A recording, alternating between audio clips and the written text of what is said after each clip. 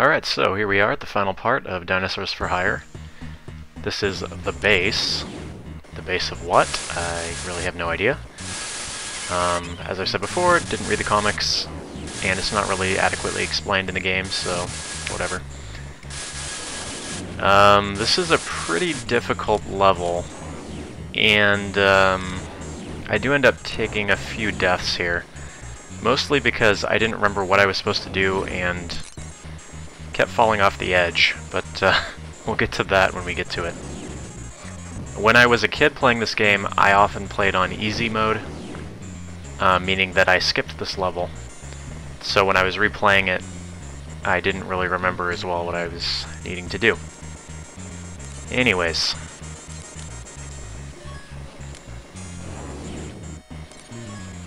Basically the enemies on this level are these little robotic laser shooter guys. Those little enemies that follow the tracks and also shoot lasers at you. Yeah, don't jump down there. I almost made that mistake.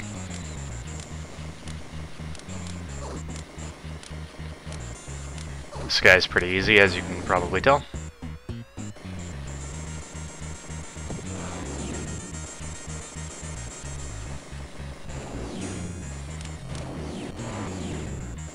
Basically on this part you want to not get hit, because if you do get hit, you will fall through the platform, like that, and die. So here we are, back at the beginning. My shot power is all gone. But it's not too much of an issue, as I said before. Even with, you know, minimum shot power, you still have a pretty decent chance of making it through.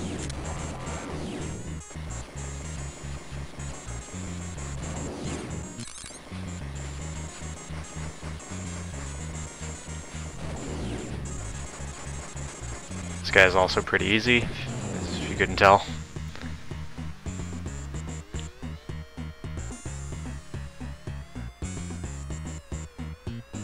Have to dance to the music like that, because that's what all the classy dinosaurs do.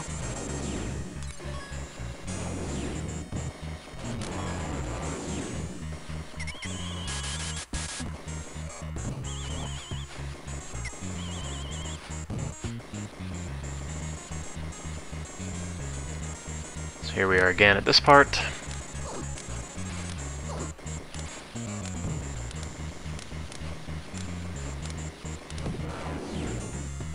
Once again, not too hard.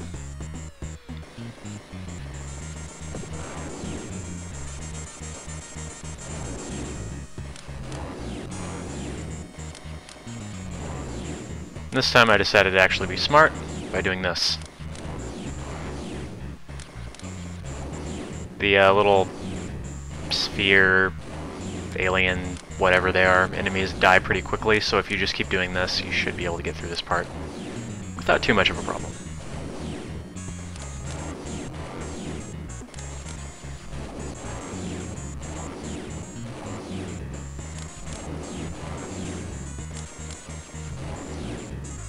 Anyways, this part goes on for a little bit of time.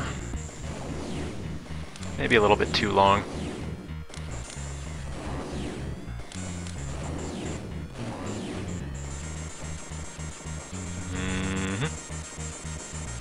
And you can sort of make your way up here. And there's another mini-boss. It's the Claw, or the Claws in this case.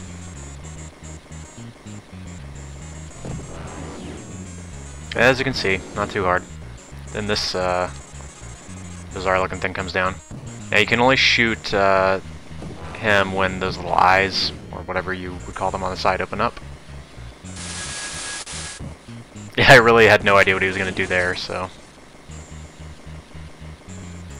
Now you basically just continue to jump back and forth and shoot him. Once that opens up, you can hit the inside. All in all, this is more tedious than it is difficult.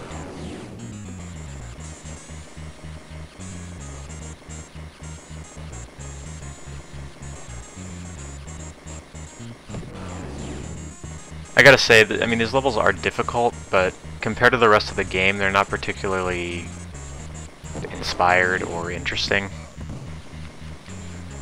This part can be a little obnoxious because he just drops these bombs down on you.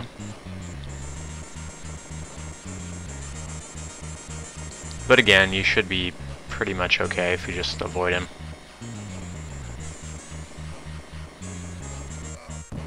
And again, I'm not sure how well my shots are actually showing up. It might look like things are just disappearing and taking damage for no reason, but once again, YouTube compression. I was trying to remember what to do here, but you actually just jump across there. And full health, right on. I don't know why they put that second one there. I guess that would be for like if you're playing co-op or something.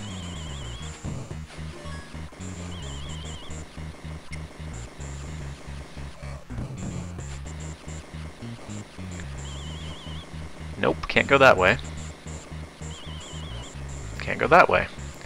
So here's where I make this same stupid mistake multiple times.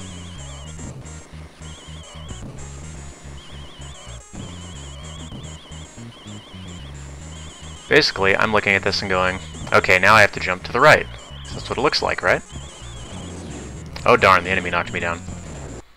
Okay, well, several bad jump attempts later. Wait a second. As you can see, I lost more than a few lives there. That is kind of a design flaw in my opinion, because you don't actually see an area to the left.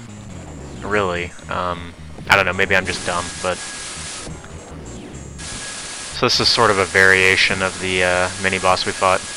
One thing you have to watch out for is that he does change direction. Like that. So more often than not, you will get hit, unless you pay attention to his pattern. Which I wasn't doing a particularly good job of doing, but I think I managed to get through this guy. Yep.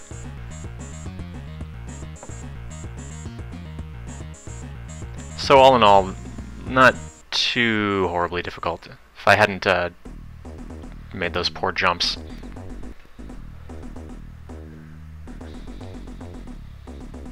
He's going to tell us that the game's over, thanks for playing, again, and surprise, it's not.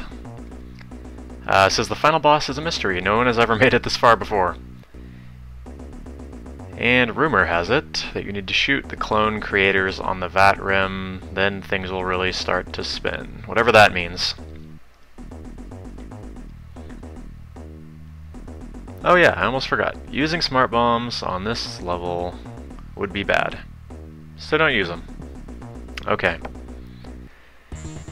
So, on this boss, basically what you have to do is destroy these little clone creators, or whatever you said they were on the bottom. The problem is the way this level scrolls, with the parallax scrolling. Here you notice the foreground and the background scroll at different rates. This means it's very hard to actually tell where you're going. You notice I'm walking to the right, but these enemies are actually scrolling to the left, or rather they're scrolling in the opposite direction of the way they should be scrolling.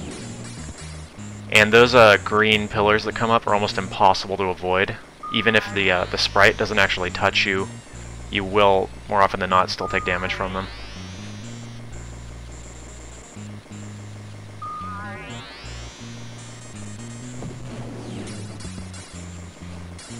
So now I'm down to one hit.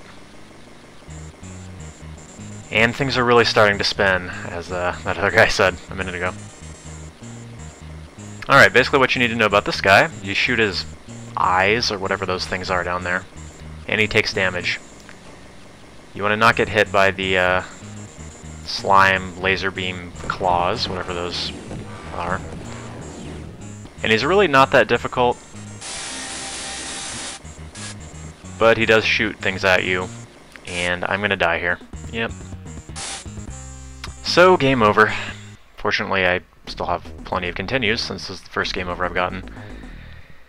And, you know, the sad thing about this is that if I hadn't made the stupid mistake of jumping to the right 4 times in a row, I probably would have beaten him, but whatever. You'll notice that he creates little clones of your dinosaur buddies, and They're not particularly hard. So basically we're just going back through this part again. Again, he's not really that difficult if you know what you're doing. Like, I almost beat him with, you know, barely any health left, so... And even if you do have, you know, minimum shot power like I do now, he's still not very difficult.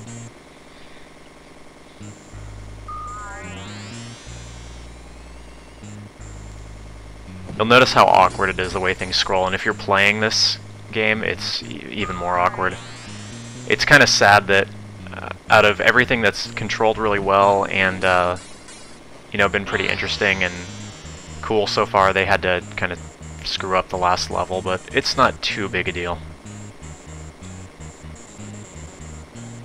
And there it goes.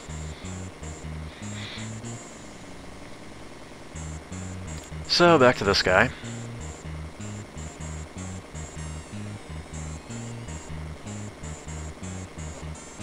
Pretty easy to avoid, you just stay on the outside of his claws. As I did last time. Not much else to say about this guy, honestly.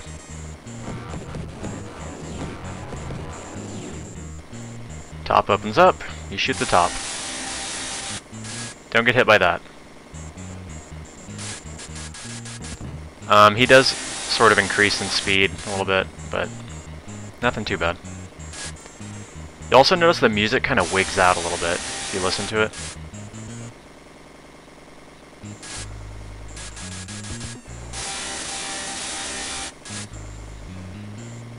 It's like it will sort of randomly speed up and slow down. It's kind of hard to hear if you're not really that familiar with the song. Having played this game many times, I in fact am familiar with it. Like there, for instance, I'm not sure how well you could hear that. Anyways, this basically just becomes run back and forth, try to avoid his attacks, which I'm doing a terrible job of. And he dies.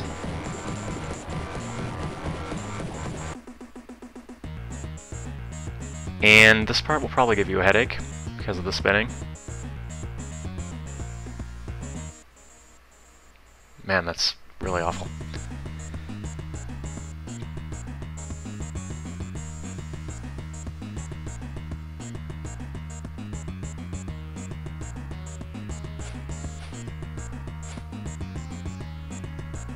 That was kind of cool. Well, anyway, that's the end of Dinosaurs For Hire. I hope you guys enjoyed it. Like I said, if you have a chance, I would recommend checking this game out because it's pretty fun. Very fun, in fact. That's pretty much all I've got to say about this. I'll be back probably pretty soon with some more Sega games as well as, you know, my other projects. I will leave you with the credits. So thanks for watching, and I will see you guys next time. Later.